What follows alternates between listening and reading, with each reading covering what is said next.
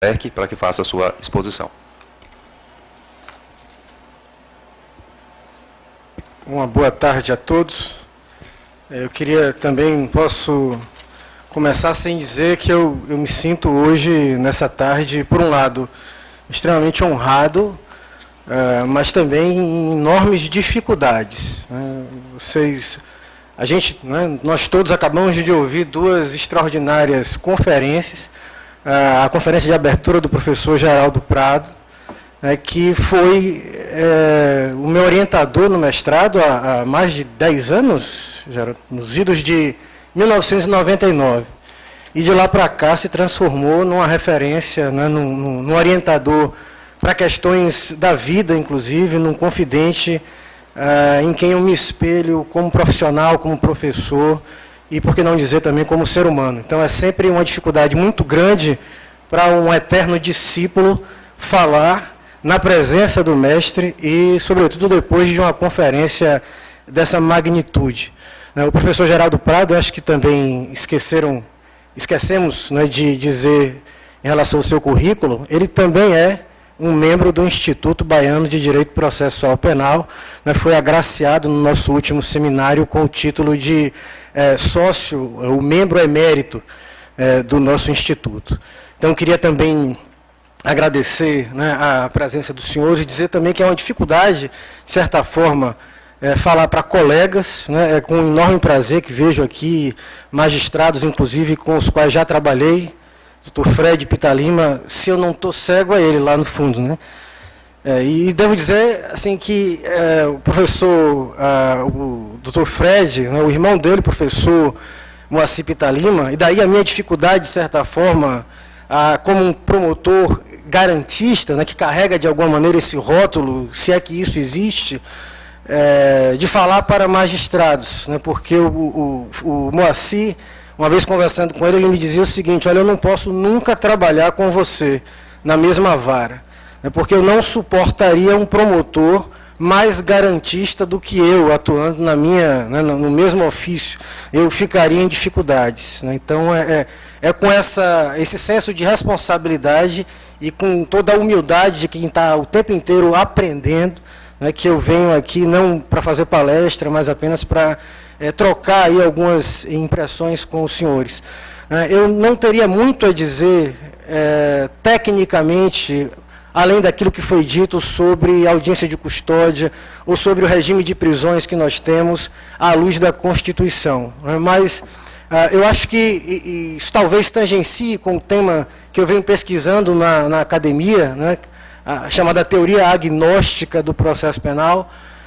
O que eu queria dividir com vocês, a impressão que eu tenho é que nós todos vivemos, é um enorme prazer que eu vejo um público tão grande e qualificado para uma tarde em que todos têm lá os seus compromissos profissionais, angustiados e querendo discutir, querendo aprender e querendo se apropriar de alguma maneira dos debates que estão sendo travados em torno da audiência de custódia, em torno do regime de prisões de um modo geral. E eu tenho certeza que todos nós, de alguma maneira, vivemos uma angústia que tem duas frentes, que são como dois lados da mesma moeda.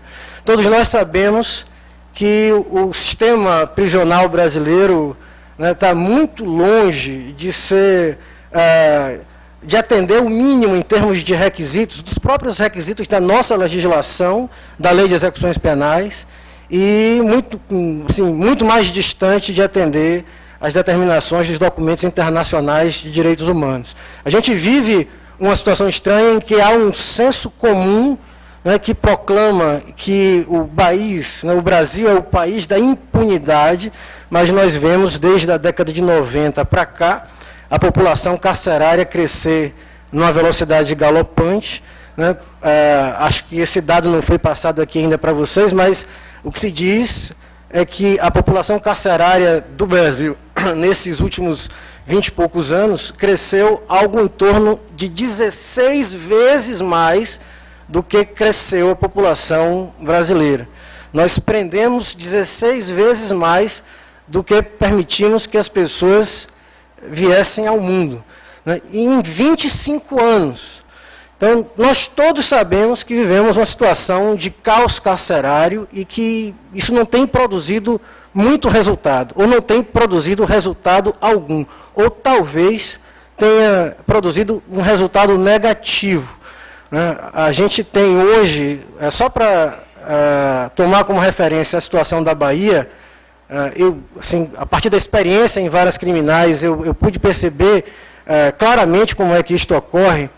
Quando chega alguém para ser recolhido no sistema prisional do Estado, o funcionário responsável pela triagem, ele pergunta para o sujeito se ele pertence à facção A ou à facção B, né, para que ele possa, então, encaminhá-lo para este ou aquele pavilhão, para que o sujeito não morra ao ser colocado no pavilhão da facção rival. E se chega alguém e diz lá, olha, eu sou freelancer, eu não sou sindicalizado, eu sou autônomo. O funcionário diz, então escolha agora qual será o seu sindicato, porque eu tenho que lhe encaminhar para algum pavilhão. Então, o sistema carcerário, da forma como tem funcionado, né, inchado da forma como tem sido, né, acaba, não é absurdo dizer, funcionando como elemento reprodutor da violência. A violência que nós vivemos hoje, na rua, a violência diária, né, em grande medida, eu não tenho nenhuma dúvida disso, ela é um rebote de uma violência institucional que tem sido tolerada de alguma maneira, né, que tem sido alimentada pelo nosso próprio sistema prisional. Alguém que passa pelo sistema prisional, absolutamente a gente pode esperar qualquer outra coisa desse indivíduo, senão a violência. Mas, por outro lado, eu vejo isso muito claramente nos debates recentes sobre redução de maioridade penal. Às vezes os mediadores, os âncoras dos programas jornalísticos, né, os âncoras dos debates, né, quando ouvem os argumentos contrários à redução, olha, não resolve, não adianta, vai inchar mais o sistema, nós vamos estar sacrificando essa parcela da juventude. Né, mas aí quando a palavra passa para o outro lado, né, a pergunta que vem é a seguinte, e o que é que nós vamos dizer às pessoas, né, que tiveram um ente querido, que tiveram um filho, que tiveram uma mãe, que tiveram um pai violentado ou até morto por um desses meninos menores de 16 anos? Como é que nós vamos responder a essa demanda? Essa pergunta, de alguma maneira, eu acho que todos nós nos fazemos. Seríamos irresponsáveis se não fizéssemos a nós mesmos essa pergunta. O que é que eu vou dizer aos meus jurisdicionados quando eu vou soltar um indivíduo numa audiência de custódia, né, só porque o artigo 313 estabelece um limite, né, para crimes cuja pena não supere 4 anos. Então, eu queria enfrentar de alguma maneira, né, ou dividir com vocês essa angústia, que eu acho que todos nós temos, de alguma forma, trazendo para vocês um pouco daquilo que tem sido as minhas reflexões na universidade, em torno desse desejo de trabalhar para construir algo que eu chamo, né, de uma teoria agnóstica do processo penal. Essa preocupação, ela, de alguma maneira, não é só minha, quer dizer, a preocupação em partir para o chão de fábrica, para repensar determinados conceitos da teoria do processo, né, para que nós tenhamos uma teoria do processo penal totalmente desvinculada de alguma pretensa teoria geral do processo. Isso, felizmente, não é uma preocupação só minha. O livro que está exposto ali à venda para autógrafo do professor Rômulo Moreira se chama Uma Crítica à Teoria Geral do Processo. E, pelo Brasil afora, muitos outros processualistas têm alimentado essa preocupação. Porque, de alguma maneira, nós percebemos, né, todos nós fazemos parte de uma geração, o professor Geraldo Prado teve a infelicidade de jurar fidelidade a uma Constituição outorgada. Eu já entrei no Ministério Público, felizmente, depois de 1988. E todos nós, né, que fazemos parte dessa geração que foi alcançada pela Constituição de 88, tínhamos a esperança, alimentávamos a esperança, que uma Constituição democrática, que elegeu a categoria de garantia constitucional, o princípio do estado de inocência, né, que consagrou o sistema acusatório, né, como corolário do princípio do devido processo legal, que isto seria o bastante, que isso seria o suficiente para frear, né, uma tendência de recrudescimento da violência punitiva, né, que, como bem pontuou o professor Geraldo Prado, no Brasil nunca sofreu retrocesso. A gente sai de um regime autoritário e entra na década de 90, em que o mundo, né, assume uma direção autoritária no que se refere à repressão penal. Então, infelizmente, ao longo desses anos todos, depois de que a Constituição foi promulgada, nós observamos aqui, a partir dos dados que foram trazidos, nós não conseguimos dar efetividade àqueles princípios constitucionais. Tanto isso é verdade que a evolução da população carcerária continua, né? Por isso que alguns de nós nos demos conta de que talvez seja necessário, para tornar esses princípios efetivos, mexer na teoria, tentar, pela primeira vez, talvez, construir uma teoria do processo penal que seja completamente descomprometida, na medida do possível, com aquelas categorias. Quando eu falo de teoria do processo, é basicamente aqueles 3 temas que a gente conhece desde a faculdade: ação, jurisdição e processo. Quem estudou isso para fazer o concurso, quem continua a estudar isso na lida diária da sua atividade profissional, sabe como é difícil, muitas vezes, a gente adaptar aquelas categorias do processo civil para o processo penal. Só para citar um exemplo, a gente ainda continua trabalhando com a categoria da possibilidade jurídica do pedido em processo penal, e o processo civil já abandonou isto. Nós continuamos com essa herança, nós nunca tivemos a construção de uma teoria do processo penal no Ocidente, nós nos apropriamos da teoria do processo civil que foi construída no final do século XIX e início do século XX.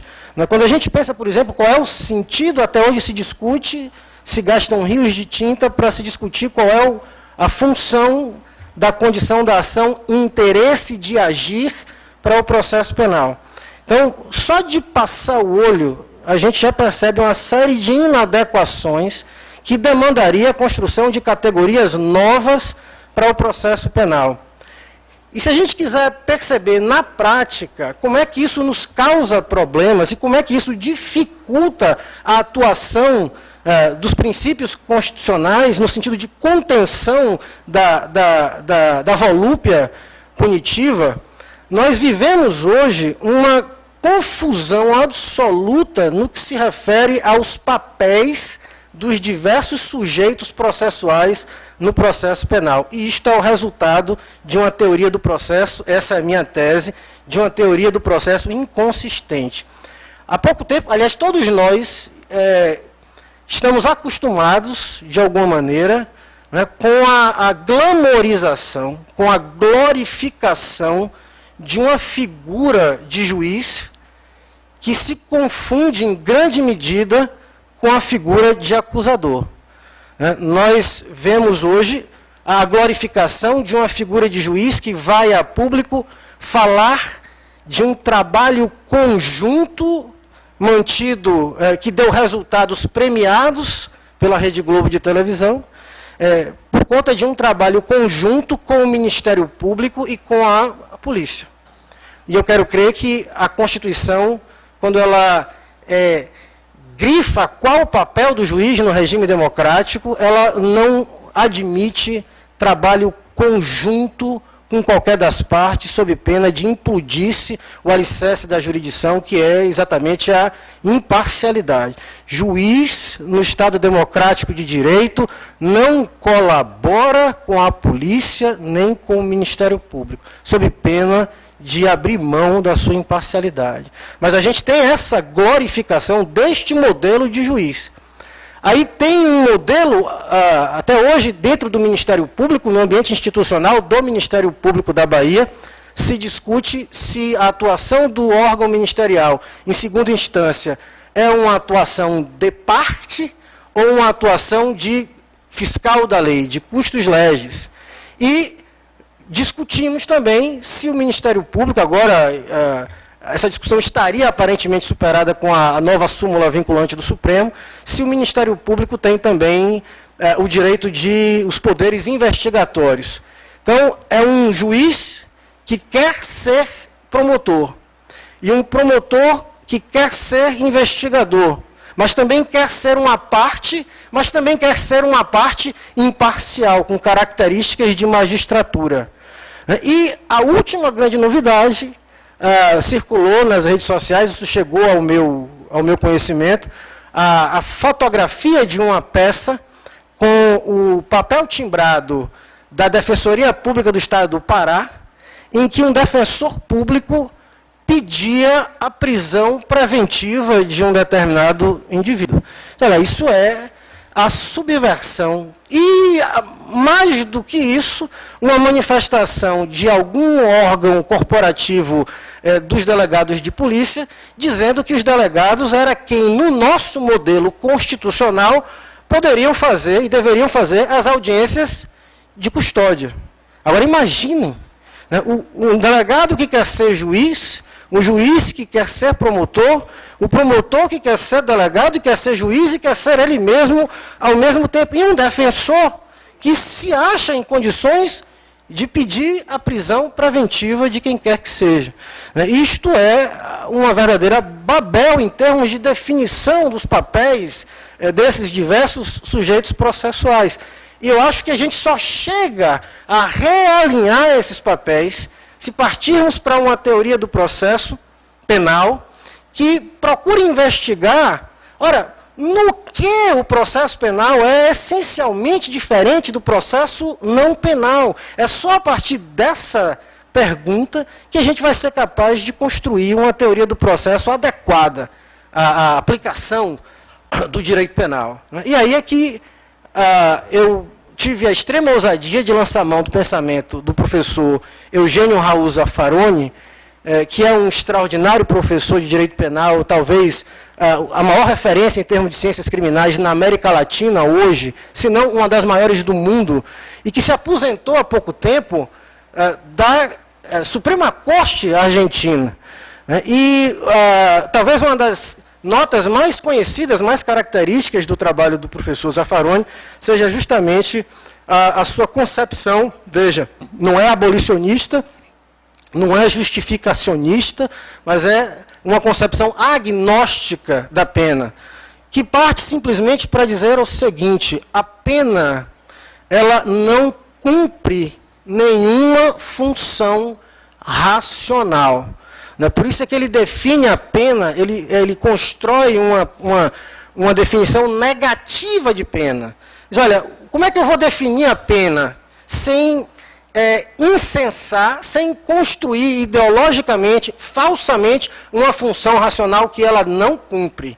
Porque eu acho que a realidade está a nos dizer que todas essas funções declaradas da pena, de impedir que o crime aconteça, né, ou de ressocializar, reeducar o indivíduo que comete crimes, né, isso tudo é uma grande ficção, para não dizer uma grande mentira, né, que os dados da realidade estão a contestar o tempo inteiro. E só se satisfaz disso quem precisa desse narcótico para aliviar a própria consciência de estar reproduzindo algo que é, na sua origem, irracional. Por isso é que o Zaffaroni vai dizer o seguinte: como é que eu defino pena? A pena é um sofrimento imposto pelo Estado que não intervém diretamente na solução do conflito e que não repara o conflito depois que ele já produziu o seu dano. Essas seriam características de outros modelos de solução de conflitos eficazes, que é o modelo da reparação, que é o modelo do direito privado. Eu fiz algo ruim para você, lhe produzi um prejuízo, eu sou obrigado a restituir as coisas ao seu estado original. Ou o modelo da intervenção direta, que é o modelo do direito administrativo. Você está vendendo carne podre no seu estabelecimento, eu vou lá e lacro o seu estabelecimento e lhe impeço de continuar a produzir aquele mal.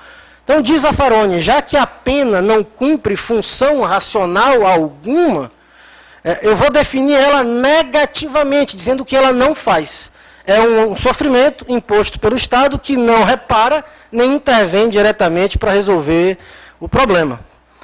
Mas isso não significa dizer que a gente está diante de uma tese abolicionista. A pena ela não se justifica racionalmente, mas ela se explica irracionalmente.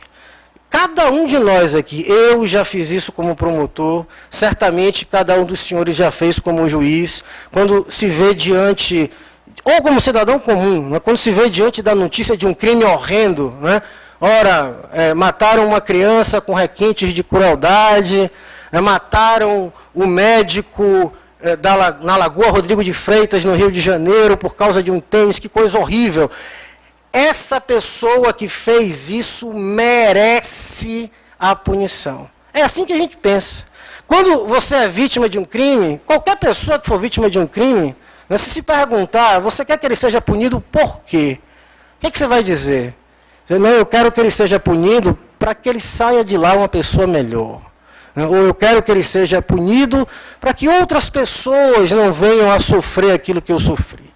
Não é isso que vai nas nossas mentes. O que a gente quer é que ele seja punido para que ele se arrebente lá dentro. É uma manifestação irracional de vingança e difusa, que todos nós, de alguma maneira, somos, em algum momento, capturados por isso. Então, a única forma, isso talvez tenha a ver com nossa origem, nós não somos só razão. Nós somos razão, mas somos desrazão também, somos emoção. Isso talvez tenha alguma origem na herança dos nossos ancestrais que tiveram que lutar no dente e na pedra por comida e por sexo. E talvez a gente ainda não tenha conseguido se livrar disso. Vejam, apesar de vivermos numa sociedade ocidental que se diz cristã, é curioso ver, é curiosíssimo ver como hoje os maiores representantes dos discursos de endurecimento, como, por exemplo, o discurso da redução da maioridade penal, se dizem cristãos. O pai desta religião, o fundador dessa religião, está dizendo, olha, quem não tiver pecado, aliás, é uma religião que se constrói sobre o signo do perdão. Mas os partidos políticos que querem a redução da maioridade penal, tem o cristianismo na sua sigla. E o que se quer ali, o que se pretende ali, é vingança. É a resposta que a âncora do debate se faz. O que é que eu respondo? Ok, eu sei que não presta, eu sei que não funciona, eu sei que não dá resultado, mas o que é que eu vou dizer a este pai? O que é que eu vou dizer a esta mãe que teve a vida do seu filho, do seu ente querido ceifada? A única razão, eu quero crer, que existe hoje na pena criminal, já que ela não cumpre as outras funções declaradas, a única razão que existe é dizer, olha, a vingança é sua. Eu não posso dizer que você não vai se vingar. Você quer se vingar? Temos aqui os instrumentos. Você quer se vingar? Faça isto com o mínimo de racionalidade, com o mínimo de proporcionalidade dentro do processo. Aí, vamos viabilizar o exercício do seu desejo de vingança. Mas a vingança lhe pertence. Eu quero crer, essa é a minha intuição, é isso que eu estou publicando para o debate, na academia, pesquisando lá na Universidade Federal, que se a gente compreende isso, que a pena na real, no concreto, ela resulta desse desejo difuso de vingança que é apropriado pelos setores hegemônicos da sociedade para finalidades políticas. Olha que coisa curiosa. Tem dois eventos da história das ideias que são mais ou menos coincidentes. A apropriação da persecução penal pelo Estado, que Nilo Batista chama de confisco do direito da vítima. Né?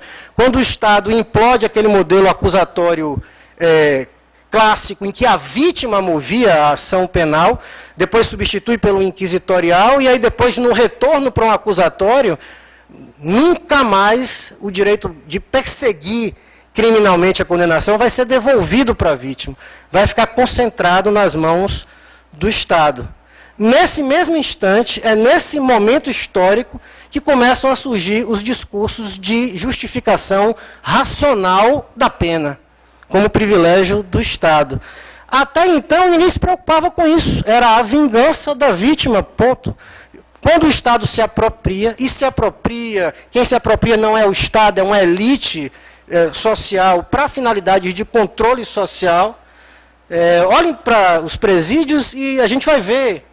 Eu vi hoje algum editorial, se não me engano, da Folha de São Paulo, chamando a atenção da nossa sociedade coetânea, contemporânea, que nós vivemos ainda hoje, não podemos perder essa perspectiva jamais. Nós vivemos ainda o resultado de 300 anos de escravidão no Brasil. E essas cicatrizes não desapareceram. Essas feridas ainda não desapareceram. Então, olhemos para as prisões e a gente vai ver isso. Vai ver claramente quem são os grupos humanos que são preferencialmente escolhidos pelo sistema de justiça criminal por essa vingança estatal que funciona como instrumento de controle das massas miseráveis. E a gente vai ver quem são essas pessoas.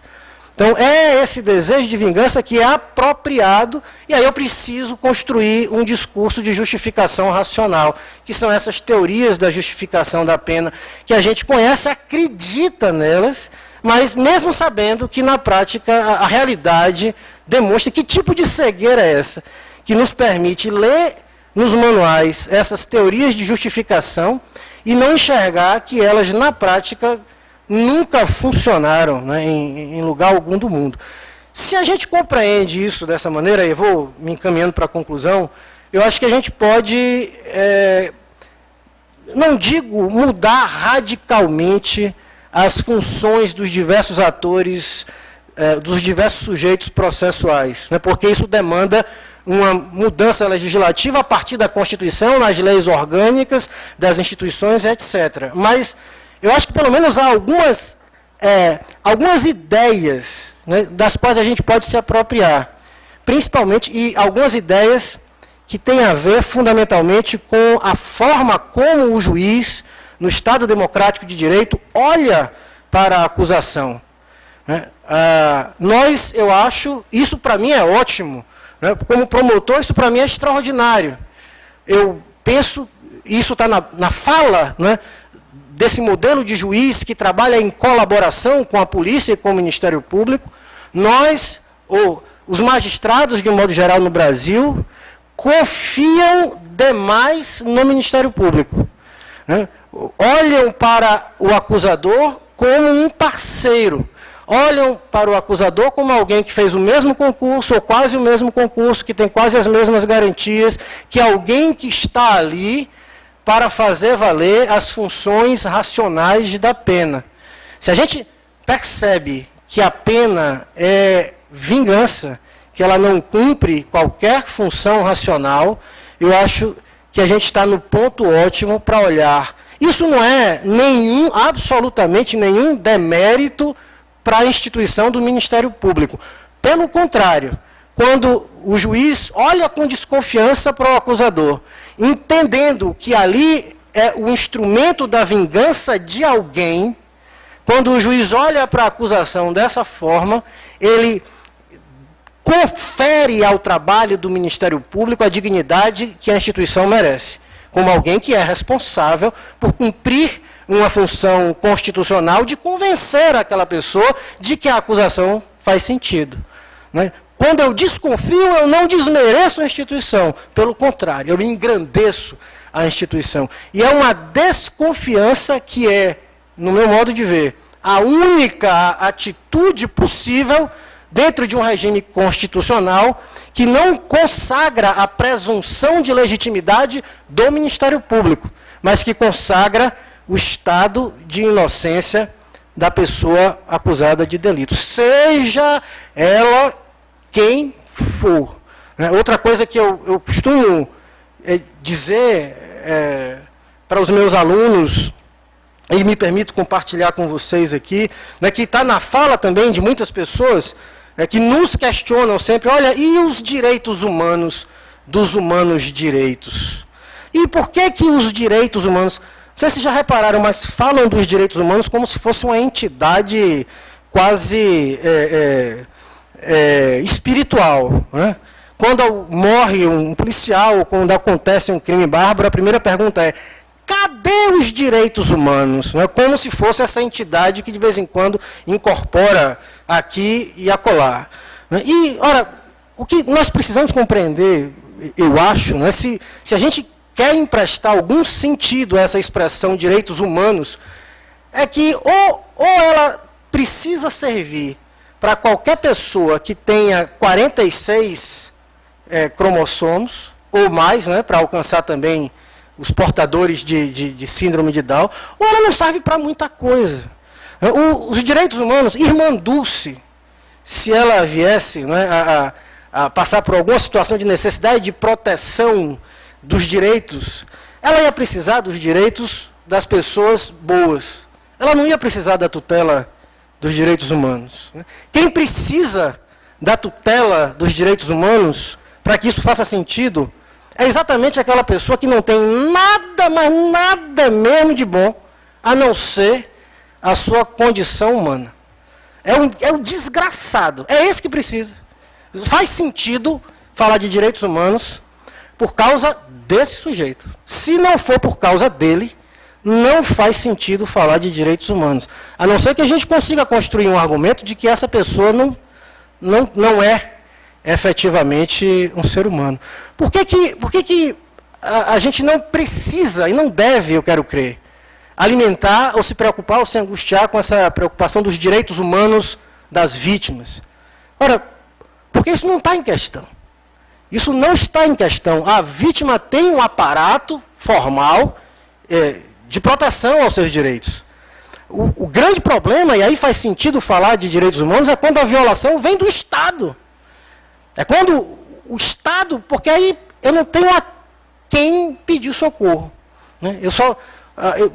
Ninguém acode a pessoa que é vítima do Estado, né? Que tem os seus direitos humanos violados por parte do Estado. Eu acho que isso talvez sirva também para aplacar um pouco da nossa angústia em relação a esse discurso dos direitos humanos para os humanos direitos, que é o que está na raiz, o que está no limite daquilo que a gente vem discutindo hoje.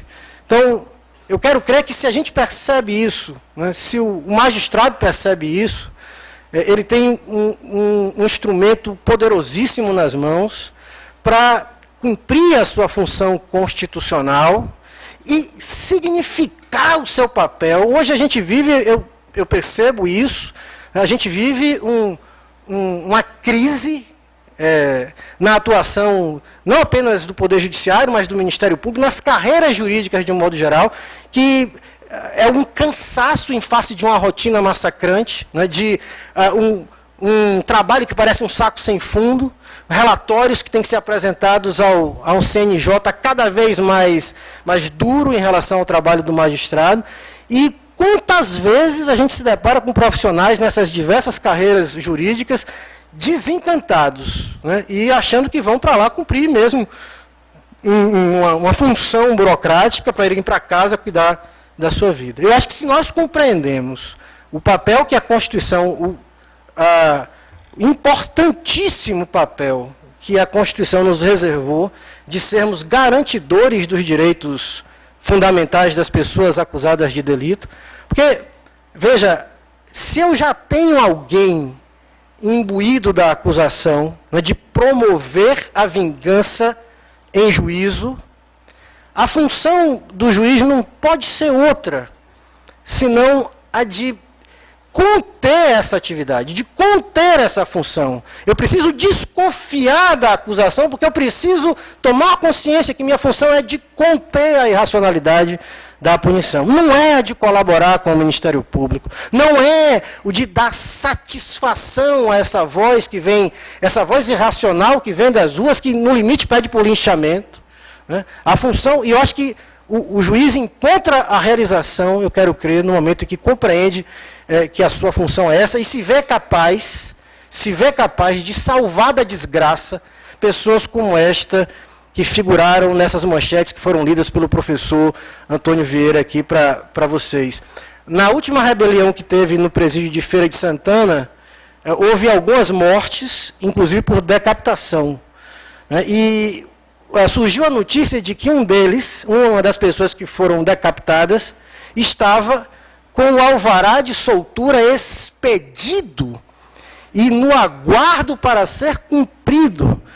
E não deu tempo de ser solto, houve a rebelião e ele teve a sua cabeça, teve a sua vida ceifada dessa maneira. Aí alguém, esses dias, me disse, não, mas espera aí, não foi bem assim. Ele só foi decapitado porque ele decapitou outro antes. Né? Ele matou e decapitou alguém, e aí o outro grupo, durante a mesma rebelião, foi lá e fez a vingança. Mais razão. Se o alvará tivesse sido cumprido, 2 mortes teriam sido evitadas. Não apenas a dele, mas daquele que foi por ele vitimado. Eu acho que a gente pode encontrar um caminho de realização extraordinário, ressignificar talvez a nossa atividade, se a gente se vê na condição de botar o dedo e impedir que processos de morte dessa natureza sigam o seu curso normal. Muito obrigado.